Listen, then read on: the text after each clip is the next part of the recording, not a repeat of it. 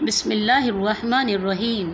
رمضان کی تیاری کا بہت اہم حصہ یہ ہے کہ ہم چاند دیکھنے کی تیاری کریں، کیونکہ میرے نبی محمد صلی اللہ علیہ وسلم اس بات کا اہتمام کیا کرتے تھے۔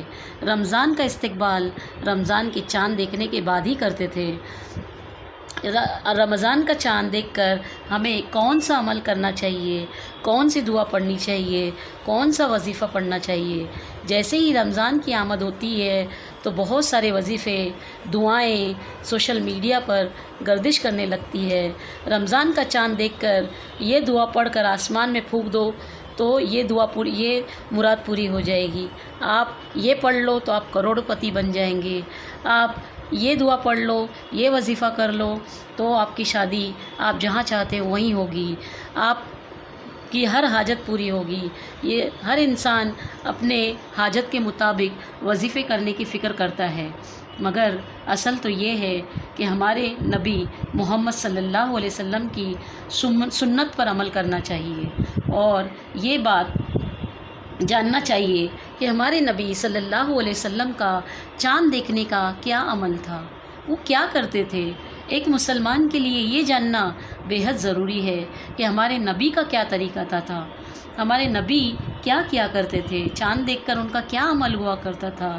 جس نے نبی کی سنتوں پر عمل کیا اس سے اللہ خوش ہو جاتا ہے، اور جس سے اللہ خوش ہو جاتا ہے، جس سے اللہ راضی ہو جاتا ہے، اس کی دل کی ہر مراد انشاءاللہ پوری ہو جاتی ہے، اس کی ہر حاجت انشاءاللہ پوری ہو جاتی ہے۔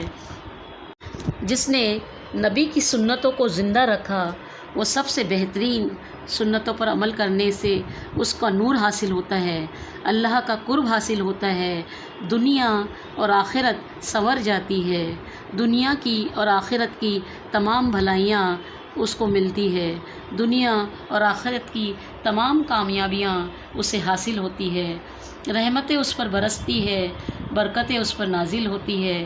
حضور اکرم محمد صلی اللہ علیہ وسلم نے ارشاد فرمایا، جو شخص یہ چاہتا ہے کہ وہ مجھ سے محبت کرے تو اسے چاہیے کہ وہ میری سنتوں پر عمل کرے۔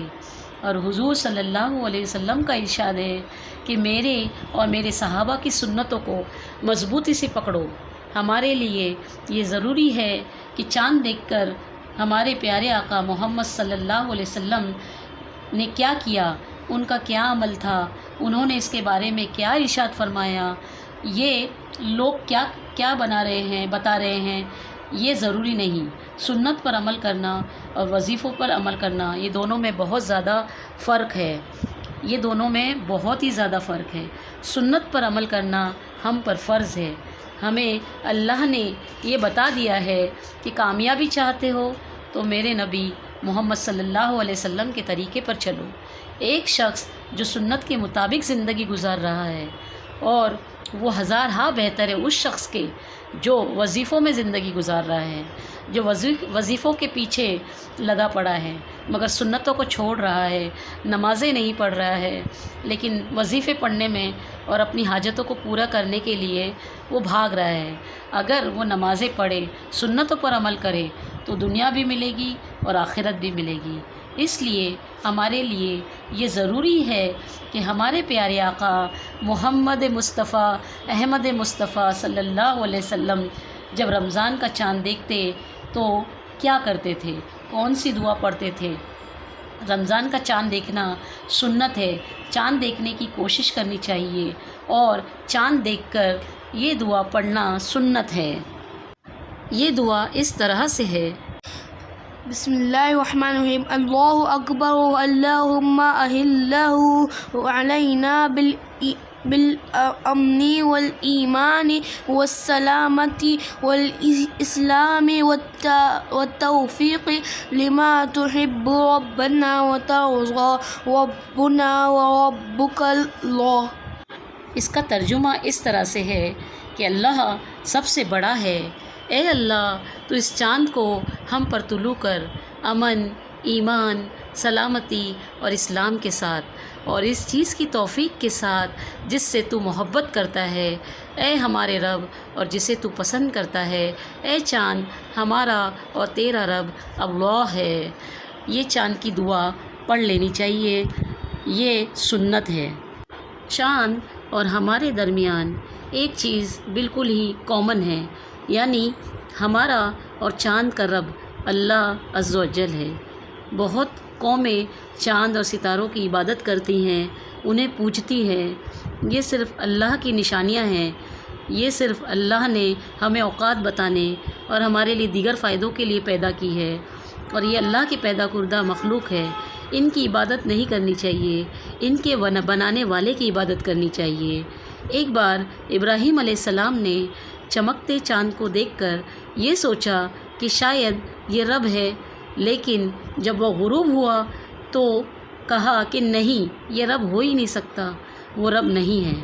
اللہ کرے ہمارا رمضان گزشتہ تمام رمضانوں سے افضل ہو۔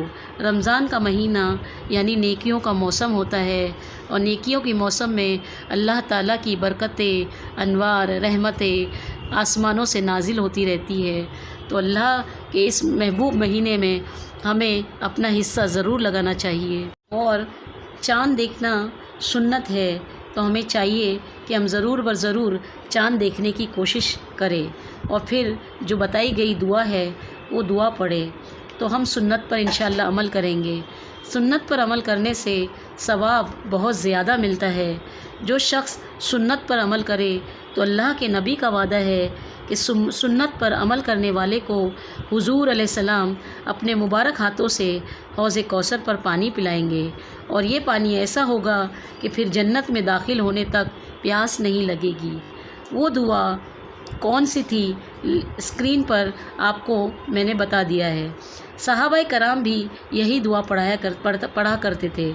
آج ہم وظیفوں میں ایسے الجھے ہوئے ہیں کہ چاند دیکھنے کے بعد یہ دعا پڑھتے ہیں، وہ دعا، وہ وظیفہ پڑھتے ہیں، مگر ان سب کو چھوڑ کر ہمیں اللہ نے ایک محبوب ترین نماز دی ہے جو تہجد کی نماز ہے۔ ہمیں چاہیے کہ ہمیں تہجد کی نماز میں اپنی ہر دل کی حاجت اللہ کے سامنے رکھنا چاہیے۔ تہجد کی نماز میں اللہ خود وعدہ کرتے ہیں، اللہ آسمان زمین پر اتر کر خود آواز لگاتے ہیں کہ ہے کوئی مانگنے والا جسے میں عطا کروں۔ تو ہمیں چاہیے کہ وظیفوں کے چکر میں نہ پڑھ کر تہجد کی نماز پڑھا کرے، اور ہر فرض نماز کے بعد بھی دعا قبول ہوتی ہے، تو فرض نمازوں کے بعد بھی دعاؤں کا اہتمام کرے۔ صبح سے شام تک ہم جھوٹ بولتے ہیں، برائیاں کرتے ہیں، نہ جانے کتنے گناہ کرتے ہیں، قرآن نہیں پڑھتے، فرض نمازیں نہیں پڑھتے، اور یہ چاہتے ہیں کہ ہماری دعائیں قبول ہو جائیں۔ تو ہمیں چاہیے کہ ہم اچھے عمل کریں، نمازیں پڑھیں، نمازوں کا اہتمام کریں، اور جب ہم سنتوں پر عمل کریں گے تو نبی خوش ہوں گے، اور جب نبی خوش ہوں گے تو اللہ خوش ہوں گے۔